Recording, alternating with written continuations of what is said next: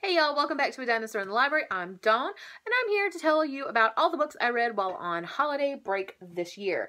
So, this is like the third time I've tried to film this video. My brain is just scattered. I keep forgetting books, and yeah. So I'm going to go through these kind of quickly, and tell you what I rated them on Goodreads. A couple of them, at least one of them, I know I'm going to make a separate video for. A couple of them I have already reviewed. So this isn't going to be like in depth, but I'll link all the videos to anything that I've reviewed separately below, and I'll just go ahead and get started. So the first one is really short. It's just a photo book called Photo Invasion by Lucas Levitan. If you're on Instagram, you can look him up. He takes people's Instagram photos and puts these really cute drawings in them. He alters them. I was going to see if I could find my favorite one off the top, and I can't. But this one's super cute too. The little dog's getting his hair cut. It's very cute. And this just was a product of a Kickstarter. He wanted to publish a book, and lo and behold. And I really like the way this is done. So he even made the barcode look like it was, you know, part of the photo project. And so yeah, I got this for funding the Kickstarter. Gave it 4 out of 5 stars. It's really not a whole bunch of reading. It's just the pictures, but super duper cute. And I have no idea if you can purchase it now after the Kickstarter or not. So if I see somewhere that you can, I'll link it below. If not, sorry guys. The next book is also one that you cannot purchase, but I will leave a link where you can read these. And that is 100 Poems by Campbell. This was produced, it's 100 poems, and it was published produced. I cannot talk today. See, this is why I've had to do this video 3 different times. I think I just need to call a do-over on this entire week and just get it over with. This was produced over 48 hours. She did this to raise money for the Book Bus, which is a charity about books. I'm all about this. I was down for this, and I had been desperately wanting to read some of Jen Campbell's poetry anyway, so I funded at the level that allowed me to get this signed and numbered pamphlet of poetry, and it's 112 of 235, and there's Jen's signature. And as most of you may or may not know, she is a booktuber and has published other books as well. The Bookshop book, Weird Things Customers Say in Bookshops, that sort of thing. But she also has a poetry collection out called The Hungry Ghost Festival, which I am desperate to get, especially after reading these. And like I said, unfortunately, I think the pamphlet was a limited edition and you can't buy it anywhere. However, she did post all of the poems on her blog while she was doing the project. So if you were interested in reading this, I will link both her channel and the blog down below where you can read all of these. And there's 100 poems in here. They're all brilliant. And I forgot to write down the number of the ones that I loved the most.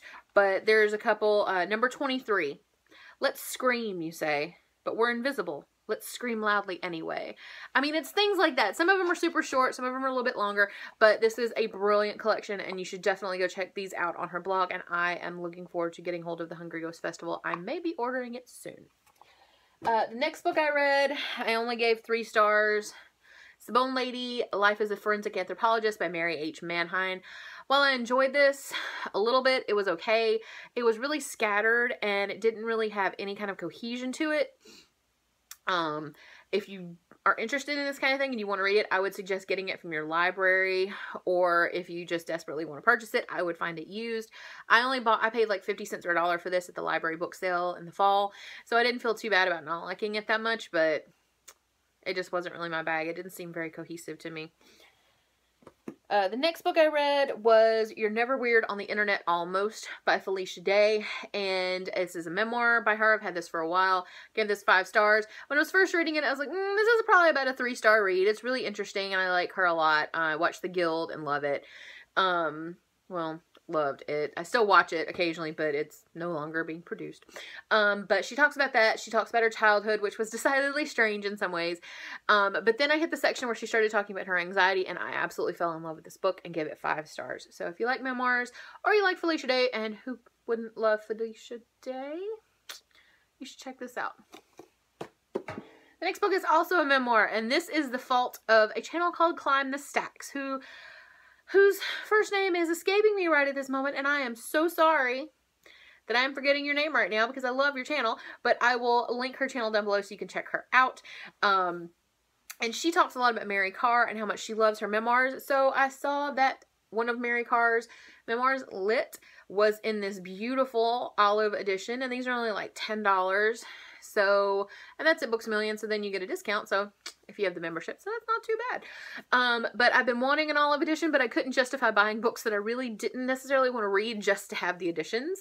So I was very excited to see that one I did want to read was in this, and it's a gorgeous cover. The book and the stars coming out of it. I swear that's a tattoo right there. It really is. It's just gorgeous. But this is a memoir all about, well, her life, but it's primarily dealing with the alcoholism that she had to struggle with. There's a lot about her family, a lot about writing, but there's a lot about also being an extremely low income background type person and having to deal with the universities and deal with grad school and deal with people who are from the opposite end of that spectrum and what that kind of feels like. And because that's something I'm very interested in, I will probably do an entire video on this book. Give it 5 stars. Looking forward to reading some more of her stuff. Thank you, Climb the Stacks, for introducing me to it. The next book I read, I gave 4 stars, and that's The Never-Ending Story by Michael Ende. You may or may not recognize the title of this, which the cover is gorgeous. You may or may not recognize this from the movie from the 80s. And the first movie, I actually recently found out there were 3, and that very much upset me. Because, and I'll tell you why. The first movie is the one that most people know, and it really only follows about 1/3 of the book. This is, I think this came out in 79, which is kind of cool. It's the year I was born. But, the first movie is pretty accurate to the book, which I was really excited to see. But I was reading and I was like, this is going to end pretty quickly, and there's a lot of book left. And then I remembered, oh yeah, there's a sequel, which was horrible. It starred Jonathan Brandis. Rest in peace, little man. But it was terrible. I mean, it was freaking awful. If you've read this book, you will know that they pulled a few of the names of people and places and used them. But in general, the second movie was a train wreck. Just a freaking train wreck. And I see it when I was reading this, I was like, I don't remember why I haven't seen the second movie since it came out. Like, I don't remember. So I went to Amazon Prime and watched it, and luckily I had a coupon which made it only 86 cents, and that was still too much. I remember why I haven't watched it since sometime in the 90s. It's awful. So bad. So I would not suggest watching the sequels. And then I was told that Jack Black is in the 3rd movie. And while I don't have anything specifically against Mr. Black, I'm just going to go ahead and say that that 3rd movie is an abomination. And should be stricken from the earth, because from the description, it does not follow the last 1/3 of this book. But that's not really surprising considering the second book didn't really follow the book that much either. But the book was awesome. I really enjoyed reading this. I don't know how I went this long without having read it, because Never-Ending Story is one of my favorite movies of all time, and it has probably the most 80s theme song ever in the entire universe. And if you've never heard it, go look it up. To the point that I really want something with Moonchild on it. And if you've watched the movie or read this, you'll know what I'm talking about. So, yeah, definitely loved this book. The next book I read, I also gave 4 stars, and that's Smoke Gets in Your Eyes and Other Lessons from the Crematory by Caitlin Doughty. Doughty or Doughty. And several people on BookTube have mentioned this book. I really enjoyed this book. This book was much more enjoyable than The Bone Lady. They don't cover the same sort of information, but they're kind of on the same scale, talking about certain things. And I really much more enjoyed this, because this is partially about the business of being in a crematory and things like that, and partially memoir. So, super good. I would definitely recommend this one. The next book I do not have a copy of, and it was an awful book. I rated it 3 stars, honestly, and I'm probably going to go back and rate that as a 2-star, and that's My Salinger Year, and I can't remember the name of the author right now. And it's about this woman who gets a job as an assistant at the literary agency that represents J.D. Salinger, as well as apparently Judy Blume and other people. Judy Blume is no longer with that agency, apparently, according to the book. But, you know, the writing was well done, the writing itself, but the the main person, the author, was just so whiny throughout this book. And what it mostly reminded me of was the book for Julie and Julia. So I had never read the book, and I saw Julie and Julia and fell in love with it. Just loved that movie. I love Meryl Streep. She did a wonderful job as Julia Child, and I love Amy Adams. And she did an excellent job of making the person that wrote Julie and Julia not seem like an asshole. Just being blunt here. But when I read the book for Julie and Julia, yeah, Amy Adams did wonders with her character because I could not stand her. And yeah, just was so bad. And that's what that book reminded me of. So I did not like it at all. I will probably drop it to a 2-star. It's only getting that high because the writing really was very well done. And she may be excellent at fiction, but I really don't ever want to read anything memoir-esque of hers again. Ever. The next book I read is The Opposite of Fate, memoir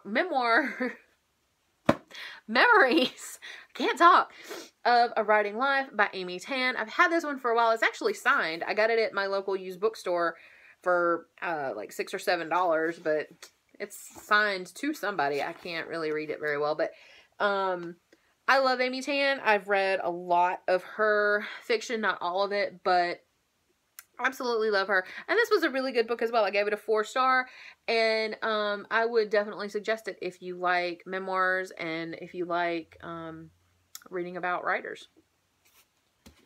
A lot of it, if you've read a good bit of her fiction, some of it will sound familiar because she used her mother's life and her family's life in China as backdrops for a lot of her stories. So some of it may sound a little familiar, but it's not so familiar that it's not worth reading.